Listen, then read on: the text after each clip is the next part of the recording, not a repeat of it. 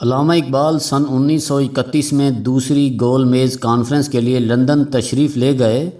Conference کے دوران Italy کے آمر بنیٹو میسولینی نے انہیں روم آنے کی دعوت دی اور علامہ صاحب نومبر کے تیسرے ہفتے روم پہنچ گئے۔ 27 نومبر سن 1931 کو دونوں کی ملاقات ہوئی۔ میسولینی سیاست سے پہلے صحافی تھا، وہ دانشوروں کا بہت احترام کرتا تھا۔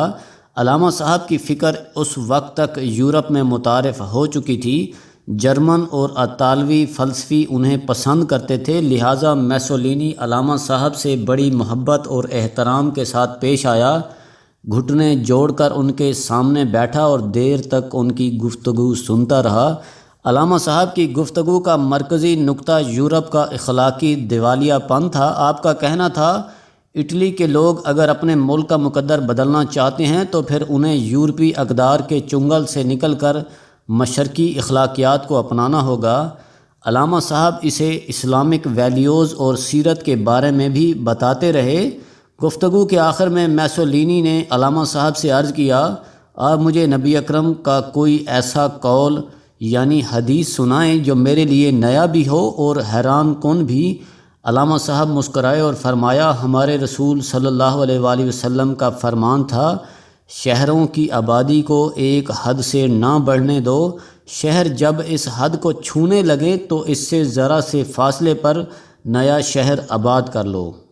میسولینی نے پوچھا، اس میں کیا حکمت ہے؟ علامہ صاحب نے فرمایا، آبادی جب حد سے تجاوز کر جاتی ہے تو شہر کی معاشی طاقت کمزور ہو جاتی ہے، جس سے معاشی زوال آتا ہے اور اس معاشی زوال سے غیر اخلاقی سرگرمیاں جنم لینے لگتی ہیں، یوں شہر رہنے کے قابل نہیں رہتے۔ علامہ صاحب رکے اور فرمایا، رسول اللہ صلی اللہ علیہ وآلہ وسلم نے فرمایا، آبادی کی حد سے پہلے نیا شہر بسا لو تاکہ معاشرے کی اخلاقیات تباہ نہ ہوں۔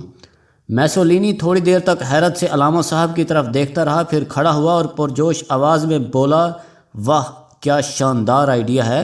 میسولینی کیوں اتنا حیران ہوا؟ کیونکہ وہ جانتا تھا روم دنیا کا پہلا شہر تھا جس کی آبادی 10 لاکھ تک پہنچی تھی، جس کے بعد روم مافیاز کے کنٹرول میں چلا گیا اور یوں دنیا کی پہلی سپر پاور رومن ایمپائر ختم ہو گئی تھی۔ آپ آج بھی دنیا کے 10 بڑے شہروں کی صورتحال دیکھ لیں، ٹوکیو ہو، دہلی ہو یا پھر Shanghai, Bombay, Sao Paulo, Beijing, Mexico, Osaka, قاہرہ اور نیو یارک ہو، آپ کو ان شہروں میں سکون بھی نہیں ملے گا اور امن بھی۔ نیو یارک 200 سال سے مافیاز کا گڑھ ہے، آپ آج بھی رات کے وقت شہر میں نہیں نکل سکتے۔ پچھلے ماہ جارج فلائیڈ کے قتل کے بعد بھی نیو یارک بری طرح متاثر ہوا تھا۔ بمبئی اور دہلی کی جھونپڑیاں پوری دنیا میں مشہور ہیں، لاکھوں لوگ فٹ پاتھوں پر پیدا ہوتے ہیں اور فٹ پاتھوں پر زندگی گزار کر فٹ پاتھوں پر ہی مر جاتے ہیں اور لاشیں کارپوریشن کا عملہ اٹھاتا ہے۔ دہلی کی سموگ ہر سال انڈیا اور پاکستان دونوں کو کوئلے کی دکان بنا دیتی ہے۔ ساؤ پولو میں حکومت فٹ پاتھوں پر سوئے بھکاریوں کو گولی مار دیتی ہے۔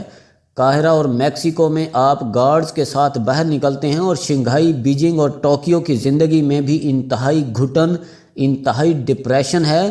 لہٰذا شہر دنیا کے کسی بھی کونے میں ہوں، جب بھی اس کی آبادی 50 لاکھ سے اوپر جائے گی، اس کا اخلاقی دھاگا ٹوٹ جائے گا اور ویلیوز کے سارے منکے ایک ایک کر کے بکھر جائیں گے۔ کراچی کے ساتھ بھی یہی ہو رہا ہے، یہ بھی آبادی کے المیہ کا شکار ہے۔ کراچی کی آبادی سن 1947 میں صرف 2 لاکھ تھی۔ یہ شہر اتنے ہی لوگوں کے لیے بنا تھا، لیکن آج شہر کی آبادی 2 کروڑ سے تجاوز کر چکی ہے۔ آپ خود سوچئے، کیا 2 کروڑ لوگوں کو روز پانی، گیس، ٹرانسپورٹ اور ہسپتال فراہم کرنا آسان کام ہے؟ دوسرا، آپ شہر کے کتنے لوگوں کو روزگار فراہم کر لیں گے؟ کراچی شہر میں 35 لاکھ نوجوان بے روزگار ہیں۔ یہ نوجوان کیا کریں گے؟ یہ زندگی کیسے گزاریں گے؟ اور ان کے لیے جابز، مکان اور سواری کہاں سے آئے گی؟ اور کیا شہر میں پھر سٹریٹ کرائمز نہیں ہوں گے؟ دنگے فساد اور چھینا چھپٹی نہیں ہوگی؟ آپ جس دن دل پر ہاتھ رکھ کر سوچیں گے، آپ کو اس دن اس سوال کا جواب مل جائے گا۔ ہم اگر یہ سوچ رہے ہیں ہم نے کراچی کا امن بحال کر دیا ہے تو یہ ہماری خام خیالی ہے۔ آپ ملک کی تاریخ نکال کر دیکھ لیں، ایوب خان کے خلاف تحریک سے لے کر جماعت اسلامی کے عسکری ونگ تک، اور پھر بلوچ تحریک، سندھی تحریک، پشتون تحریک، پنجابی تحریک اور مہاجر قومی موومنٹ تک آپ کو ملک کی ساری بڑی تحریکیں کراچی میں پیدا ہوتی اور پنپتی دکھائی دیں گی۔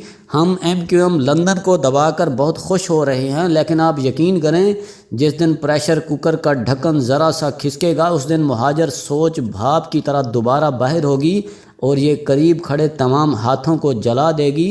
القاعدہ اور تحریک طالبان پاکستان پورے ملک سے ختم ہو چکی ہے، لیکن کراچی میں آج بھی ان کے سلیپر سیلز موجود ہیں۔ بلوچ لبریشن فرنٹ کے کارکن بھی لیاری کی گلیوں میں چھپے بیٹھے ہیں اور سندھ علیحدگی پسندوں کی پوری رجمنٹ بھی شہر میں موجود ہے۔ جنرل اشفاق پرویز کیانی نے ایک بار سینئر صحافیوں کو بتایا تھا، مجھ سے ہیلری کلنٹن نے پوچھا اگر اسامہ بن لادن نے پاکستان میں چھپنا ہو تو اس کے لیے کون سی جگہ آئیڈیل ہوگی؟ میں نے جواب دیا کراچی۔ وہ بولی کیوں؟ میں نے جواب دیا کراچی سے بندہ تلاش کرنا بھوسے میں سے سوئی کھوجنے کے مترادف ہے، لہٰذا ہمیں یہ بات ذہن میں بٹھانی ہوگی اس شہر میں عزیر بلوچ اور الطاف حسین صرف ایک بار پیدا نہیں ہوئے، ارشد پپو، بابا لاڈلا، رحمان ڈکیت، حماد صدیقی اور رحمان بھولا بھی صرف ایک شخص نہیں ہیں۔ یہ سب لوگ کراچی کی وہ ضرورت ہیں جس کے بطن سے ایجاد جنم لیتی ہے۔ رحمان ڈکیت ہو، عزیر بلوچ ہو، ارشد پپو ہو یا پھر حماد صدیقی اور الطاف حسین ہوں، یہ تمام لوگ محض لوگ نہیں ہیں، یہ کرسی ہیں، یہ تخت ہیں، اور ان تختوں ان کرسیوں سے جب بھی کوئی اٹھے گا اس کی جگہ کوئی نہ کوئی دوسرا رحمان ڈکیت، ارشد پپو، عزیر بلوچ یا نثار مورائی اس شام اس تخت اس کرسی پر بیٹھ جائے گا۔ آپ تحقیق کر لیں، آپ کو آج بھی لیاقت آباد کی گلیوں میں مستقبل کے بے شمار الطاف حسین پھرتے مل جائیں گے، اور آپ کو ہر موڑ پر لنگڑے، لولے، کانے، سپاری اور پہاڑی بھی دکھائی دیں گے۔ یہ تمام تخت، یہ ساری کرسیاں حالات کی پیداوار ہیں، اور حالات کو کراچی کی بے ہنگم آبادی جنم دے رہی ہے۔ لہٰذا آپ اگر کراچی کو بچانا چاہتے ہیں تو پھر آپ کو اس کی آبادی کنٹرول کرنا ہوگی۔ آپ کو نبی اکرم صلی اللہ علیہ وآلہ وسلم کے حکم کے مطابق شہروں کے ساتھ شہر آباد کرنا ہوں گے۔ آپ ٹھٹھا کے قریب ہب کے مضافات اور گوادر کے کوسٹل ایریا میں نئے شہروں کی بنیاد کیوں نہیں رکھتے؟ آپ یہ زمینیں بے شک ڈیولپر کو مفت دے دیں، آپ یہ ملک ریاض جیسے لوگوں کے حوالے کر دیں اور انہیں 10 سال میں نئے شہر آباد کرنے کا ٹاسک دے دیں، کراچی کی طرف آبادی کا بہاؤ رک جائے گا اور یوں عزیر بلوچ جیسے لوگوں کی پیدائش بند ہو جائے گی۔ دہلی کی مثال ہمارے سامنے ہے، انڈین حکومت نے دہلی کے گرد 6 نئے شہر آباد کر دیے۔ یہ شہر ماڈرن بھی ہیں اور خوبصورت بھی، لہٰذا دہلی صاف ہونا شروع ہو گیا۔ ہمیں بھی جلد یا بدیر یہ کرنا ہوگا، ورنہ ہر 5-10 سال بعد نئے الطاف حسین اور نئے عزیر بلوچ پیدا ہوں گے اور ہم نئی JITs بنانے پر مجبور ہو جائیں گے۔ پرانے عزیر بلوچ کی جگہ نیا آ جائے گا اور ایک رحمان ڈکیت کے مرنے کے بعد دوسرا رحمان اس کی جگہ لے لے گا۔ چنانچہ ہمیں ماننا ہوگا کراچی کے ناسور کا علاج JITs نہیں ہیں، یہ شہر آبادی کنٹرول کرنے سے بچے گا اور آبادی نئے شہر آباد کرنے سے ہی کنٹرول ہوگی، اور یہ نسخہ ہمارے رسول صلی اللہ علیہ وآلہ وسلم نے ہمیں 1400 سال پہلے بتا گئے تھے، لیکن افسوس ہم ان کے حکم پر توجہ دینے کی بجائے کراچی کا علاج JITs میں تلاش کر رہے ہیں۔ ہم کس قدر بے وقوف ہیں۔ شکریہ۔